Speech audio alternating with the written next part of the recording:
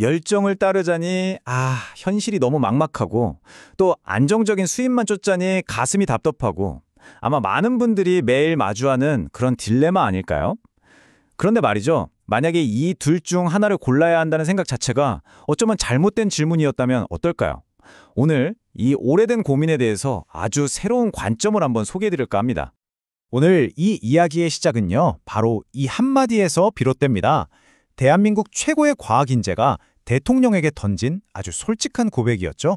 이게 그냥 한 사람만의 고민일까요? 아니요. 어쩌면 우리 사회 전체가 안고 있는 문제, 그 핵심을 정확히 꿰뚫고 있는 말일지도 모릅니다. 네, 바로 이 질문의 핵심입니다. 대체 왜 과학자를 꿈꿔야 할 우리 인재들이 의사를 더 선망하게 된 걸까요? 왜 사회 발전에 기여하는 것보다 높은 연봉이 더 중요한 가치가 되어버렸을까요? 이 카이스트 졸업생의 고민, 가만히 들어보면요, 어쩌면 지금 우리 모두가 안고 있는 그런 고민이 아닐까 싶습니다. 자, 그럼 먼저 이 모든 질문의 시작점으로 한번 돌아가 보죠. 이 젊은 과학도가 마주했던 현실은 과연 어떤 모습이었을까요? 보시다시피 그는 최고의 과학 교육을 받고 창업까지 해본 그런 인재예요. 그런데 그의 솔직한 고백이 참 좀 충격적이죠. 어릴 적 꿈은 의사였다. 그리고 주변의 똑똑한 친구들은 전부 다 고연봉 직업으로 가더라. 이걸 직접 본 거죠. 그의 주장은 그래서 아주 명확합니다. 과학자라는 직업 자체가 충분한 보상과 매력을 주지 못하면 우리 사회에 미래는 없다. 바로 이겁니다. 그렇다면 이 젊은 과학도의 고민, 이게 그냥 개인의 문제일까요? 오늘 우리가 살펴볼 한 분의 이야기에 따르면 문제의 근원은 전혀 다른 곳에 있다고 합니다. 와, 정말 직설적인 진단이죠. 이 문제의 책임이 주저없이 바로 우리 사회의 기성세대에게 있다고 단언합니다. 젊은 세대가 돈을 쫓게 된 건 바로 그들이 만들어 놓은 사회 구조와 가치관 때문이다. 이 말입니다. 이야기는 여기서 한 발 더 나아가서 아주 날카로워집니다. 기성세대가 돈이 최고야라는 가치관을 심어놓고 부의 흐름을 그냥 꽉 막아버렸다는 거예요. 마치 댐을 쌓아서 강물을 가둬버리듯이 말이죠. 그 결과 어떻게 됐을까요? 젊은 세대는 돈을 쫓는 것 말고는 다른 길을 상상하기조차 어렵게 된 겁니다. 결국 자녀를 나라의 보배로 키운 게 아니라 돈의 노예로 키웠다는 아주 통렬한 비판인 거죠. 자, 그럼 이 문제를 해결하려면 어떻게 해야 할까요? 여기서 아주 새로운 관점이 제시되는데요. 우리가 돈이라는 것의 본질부터 다시 생각해야 한다는 겁니다. 해답은 의외로 돈이라는 단어 자체에 있다고 해요. 돈이 왜 돈일까요?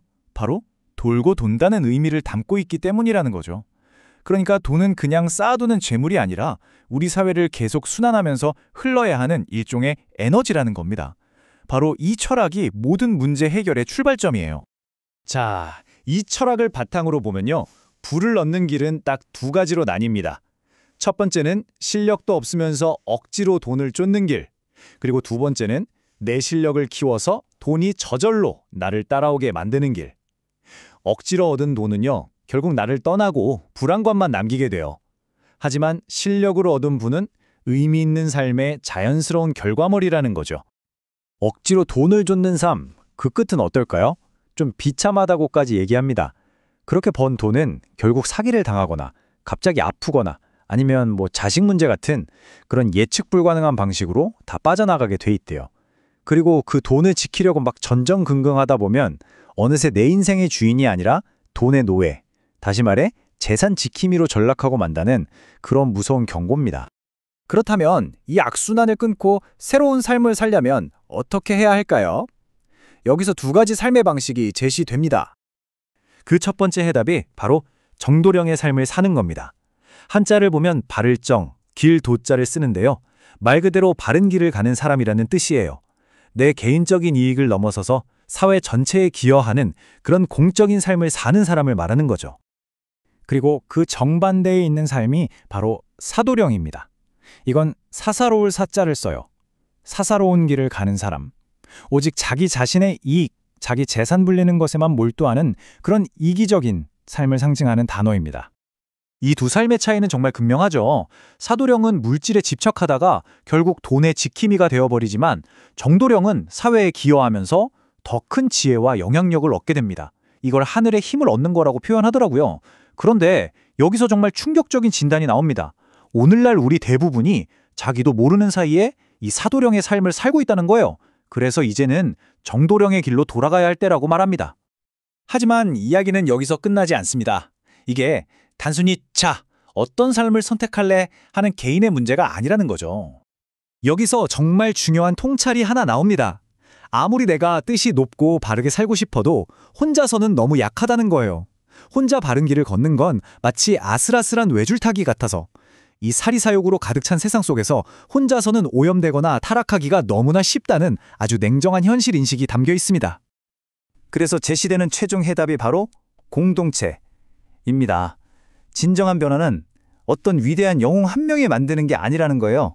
우리 모두가 함께 바른 길을 걸을 때 비로소 시작된다는 거죠. 수많은 사람들이 함께 정도령이 될 때 그때야말로 세상을 바꿀 수 있는 정말 거대한 힘이 만들어진다는 비전을 보여줍니다. 그리고 이 거대한 변화의 시작점으로 바로 대한민국을 지목합니다.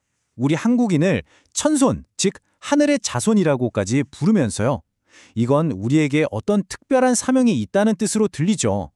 많은 사람들이 개인의 욕심을 버리고 이 공적인 삶을 선택하게 될 때 그 힘이 단지 우리 사회뿐만 아니라 인류 전체를 바른 길로 이끌 수 있다는 정말 웅장한 비전을 제시하는 겁니다.